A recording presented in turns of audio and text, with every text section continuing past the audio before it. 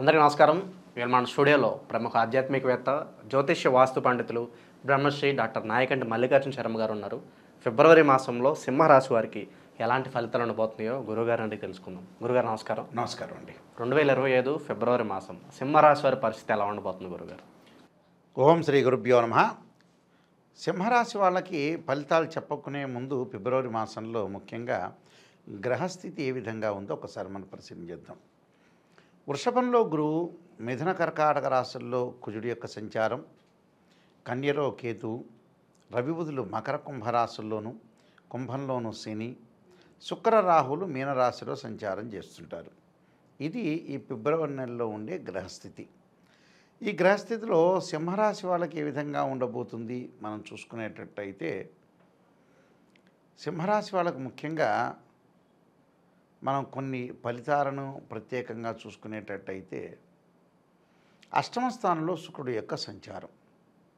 అంటే శుక్రుడు 1, 2, 4, 5, 8, 9, 11 స్థానాలు సుఫలితాలను ఇస్తాడని గోచారం చెప్తుంది.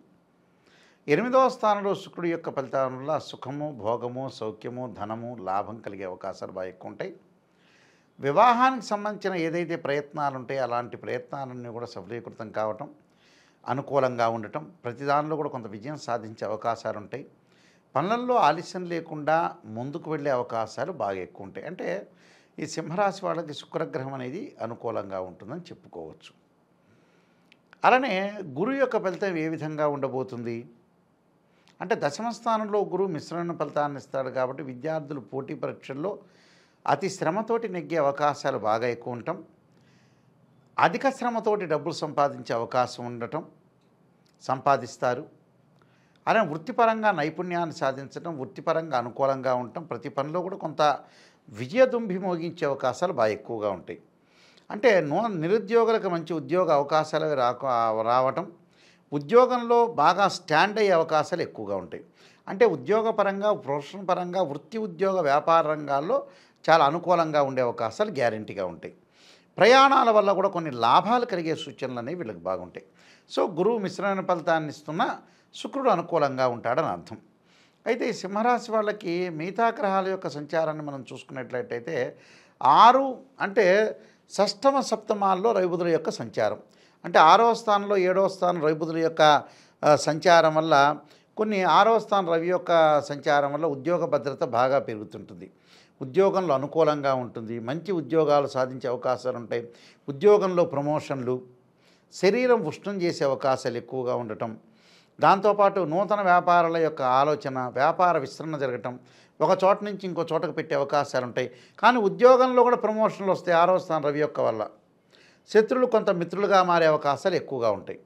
అంటే రాస్యాధిపతి, సింహరాస్యాధిపతి షష్టమ స్థానంలో ఉండటం వల్ల కొంత మేలు జరిగే అవకాశాలు ఎక్కువ ఉంటాయి. ఎందుకంటే రవి 6వ స్థానంలో మంచి చేస్తాడు.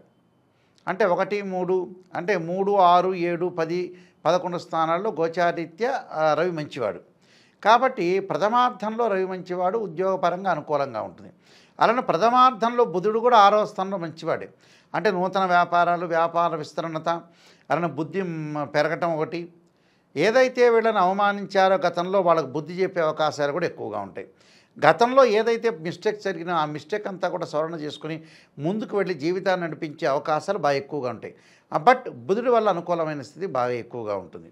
అలానే సప్తమ స్థానం రవి బుధుడు కలవటం వల్ల ద్వితీయార్థంలో కొన్ని ఇబ్బందులు కలుగుతాయి. ఆ ఇబ్బందులు ఏంటంటే వ్యాపారంలో రహస్యాలన్నీ వినటం, వాడే ఎదుటి వ్యాపారాన్ని పెట్టడం, వీటి దగ్గర అన్ని విషయాలు తెలుసుకొని, అది బంధువులు కావచ్చు, స్నేహితులు కావచ్చు, అలాంటి రహస్యాలన్నీ కూడా వీళ్ళు చెప్పకుండా ఉండటం చాలా మంచిది.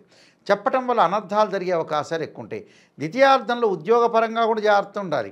ఉద్యోగపరంగా అంటే మన విషయాలన్నీ కూడా తీసుకెళ్తే మనం తుత్తరపాటుతనంతో ముందుగా చెప్పడం వల్ల కూడా ఎదుటి వాళ్ళకు వచ్చే అవకాశాలు ఎక్కువ ఉంటాయి. అంటే ఎదుటి వాళ్ళ ద్వారా కూడా కొన్ని ఇబ్బందికరమైన వాతావరణాలు బాగా జరిగే అవకాశాలు ఉంటాయి. కాబట్టి కొద్ది జాగ్రత్తగా ప్రయోగించి ఆచితూచి అడుగు వేసి ముందుకెళ్ళటం అనేది చాలా ఇంపార్టెంట్ ఇక్కడ. అలానే అష్టమ స్థానంలో రాహు యొక్క సంచారం, అష్టమ స్థానం రాహు యొక్క సంచారం వల్ల ఆరోగ్యపరంగా ఇబ్బందులు రాకుండా, దీర్ఘకాలిక వ్యాధులు ఉన్నవాళ్ళు కానీ, బీపీ, షుగరు, ఆస్తమా ఉన్నవాళ్ళు, కిడ్నీ సంబంధించిన వ్యాధులు ఉన్నవాళ్ళు కొద్దిగా అప్రమత్తంగా ఉండటం మంచిది. అలానే భయభ్రాంతులు చెందాల్సిన పని లేదు. కొంత అప్రమత్తత అనేది చాలా ఇంపార్టెంట్గా ఉంటుంది. కాబట్టి అలానే ప్రథమార్థంలో కుజుడు మంచివాడు కాదు, అందులో ద్వితీయార్థంలో కొద్దిగా బాగుంటాడు కుజుడు వల్ల కూడా 15వ తారీఖు తర్వాత నుంచి అంటే ఫిబ్రవరి 15 నుంచి 30 వరకు కూడా భూ సంబంధమైన వ్యవహారాల్లో ముందుకు వెళ్ళొచ్చు. ఇళ్ళు కొనుగోలు చేయటం, ఆహార పదార్థాలు, దుస్తులు, బంగారు ఆభరణాలు, మెడికల్ సంబంధించినవి ఇలాంటివన్నీ కూడా అంటే మెడికల్ షాపులు పెట్టేవాళ్ళు కానీ, ల్యాబొరేటరీస్ పెట్టేవాళ్ళు కానీ, మెడికల్ సంబంధించిన ఏదైతే ఎక్విప్మెంట్స్ ఉంటాయో అలాంటివి పెట్టి అమ్మేవాళ్ళు కానీ వీళ్ళందరికీ కూడా బాగుంటుంది. అలానే హోటల్ వాళ్ళకి కానీ, బంగారు ఆభరణాల వాళ్ళకి కానీ, దుస్తులు అంటే క్లాత్ షోరూమ్ వాళ్ళకి కూడా చాలా అద్భుతంగా ఉండే అవకాశాలు ఎక్కువ ఉంటాయి. కాబట్టి ఇవన్నీ కూడా వాళ్ళకి సక్సెస్ జరిగే అవకాశాలు ఎక్కువ ఉన్నాయి. అసలు నిజంగా గోచారిత్య ఈ సింహరాశి వాళ్ళకి నిజంగా బాగున్న గ్రహాలు ఏంటంటే అతి మంచి గ్రహం శుక్రుడు, రవి, బుధుడు, అలానే గురువు మధ్య రకంగా ఉంటాడు. కుజుడు కూడా మొట్టమొదటి 15 రోజులు బాగుంటాడు. కాబట్టి ఎక్కువ గ్రహాలు బాగున్నాయని చెప్పుకోవచ్చు. స్త్రీలకు వచ్చేటప్పటికీ ఉన్నతమైన అభిప్రాయాలు కలగటం వంటి వాళ్ళ సామర్థ్యాన్ని వాళ్ళు కించపరచుకోకుండా వాళ్ళ కాళ్ళ మీద వాళ్ళ నిలబడి భర్తకు అండదండలుగా ఉండాలని ఆలోచన చేస్తూ ఉంటారు వీళ్ళు. అంటే చంద్రుడి వల్ల అలా ఆలోచనలు కలుగుతాయని అర్థం. కాబట్టి వీళ్ళ గ్రహస్థితి అనేది చాలా అద్భుతంగా ఉంటుందని చెప్పుకోవచ్చు. పెద్దగా ఆలోచన చేయాల్సిన పని. కానీ టోటల్గా ఏంటంటే ప్రయాణాలు చేయటంతో పాటు కొన్ని రహస్యాల విషయంలో కూడా కొంత జాగ్రత్తగా ఉండాలి. అంటే కొన్ని రుణాలు తీర్చుకునే ప్రయత్నాలు చేస్తారు వీళ్ళు. రుణాలు తీర్చుకునే ప్రయత్నాలు చేస్తారు. వ్యవసాయంలో కానీ, కార్యకలాపాల్లో కానీ ధనధాన్య లాభం కలుగుతుంది. ఉత్పత్తుల్ని బాగా ఉత్పత్తి చేసే అవకాశాలు బాగా ఎక్కువ ఉంటాయి. కాబట్టి టోటల్గా వీళ్ళకి అనుకూలంగా ఎక్కువ % అనుకూలంగా ఉందని చెప్పుకోవచ్చు. కొన్ని పరిహారాలు చేసుకుని ముందుకు వెళ్ళాలి. గురుగారు, సింహరాశి వారు ఎలాంటి పరిహారాలు చేసుకోవడం ద్వారా మంచి ఫలితాలు పొందడానికి అవకాశం ఉంటుందంటారు? వాళ్ళు తప్పకుండా కేతు యొక్క ఆరాధన చేయాలి. అంటే రాహు కేతుల్ని పూజ చేయడం చాలా ఇంపార్టెంట్. అంటే 2 జంట సర్పాలను ధ్యానం చేయాలి. అలానే సర్పాలను యొక్క ఆరాధన, సుబ్రహ్మణ్య స్వామి యొక్క ఆరాధన, పుట్టలో పాలు పోయటం అలాంటివి చేసుకుంటారు. అంటే ఎట్టి పరిస్థితిలో కూడా నాగరాజాయుధే పృథ్వీధరాయ ధీమే తన్నో సర్ప ప్రచోదయాత్ అనే మంత్రం చక్కగా చదువుకోవటం అంటే ఆదివారం పాలు పోయటం ఒకటి. అలానే పాలు పోయటమే కాకుండా పుట్ట చుట్టూ కూడా ప్రదర్శనలు కానీ నాగేంద్ర స్వామి యొక్క ప్రదర్శనలు చేయటం అనేది చాలా మంచిది. మంగళవారం రోజున రాహుకాలంలో దీపం పెట్టడం కూడా చాలా మంచిది. అంటే ఇవన్నీ కూడా చేయటం వల్ల చాలా మంచి ఫలితాలు జరిగే అవకాశం. అంటే మన జీవితంలో ఏ గ్రహాలు అనేవి బాగలేదో ఆ గ్రహాలని మనం నెగిటివ్ ఉన్నది పాజిటివ్ చేసుకోవటం. నెగిటివ్ ఏదైతే ఉంటుందో మనం పాజిటివ్ చేసుకొని ముందుకెళ్ళామనుకోండి జీవితంలో మనకు సక్సెస్ అయ్యే అవకాశం ఖచ్చితంగా ఉంటుంది. వీలైతే శైవాలయాల క్షేత్రాల యొక్క ప్రదర్శన చేయటం మంచిది. అంటే శివాలయాల ప్రదర్శన చేసి ఓం నమ శివ ఓం నమ శివ పంచాక్షరి చేసుకుని చక్కగా భగవంతుడి యొక్క ఆరాధన మంచి పనులు చేస్తుంటే మనకంతా కూడా చక్కగా మంచి జరిగే అవకాశాలు ఎక్కువగా ఉంటాయి. కాబట్టి ఇవన్నీ కూడా ప్రత్యేకంగా శ్రద్ధతో ఆలోచన చేసి మనం ఏం చేయాలనేది ఆలోచన చేసి కూలంకషంగా నిర్ణయం చేసామంటే కరెక్ట్గా జీవితం అనేది ఖచ్చితంగా సక్సెస్ అవుతుంది. అదయ్యా. ఫిబ్రవరి మాసంలో సింహరాశి వారికి ఎలాంటి ఫలితాలు ఉంటాయి, ఎలాంటి రెమెడీస్ చేసుకోవాలి, చాలా చక్కగా వివరించారు గురుగారు. ధన్యవాదాలు. నమస్కారం.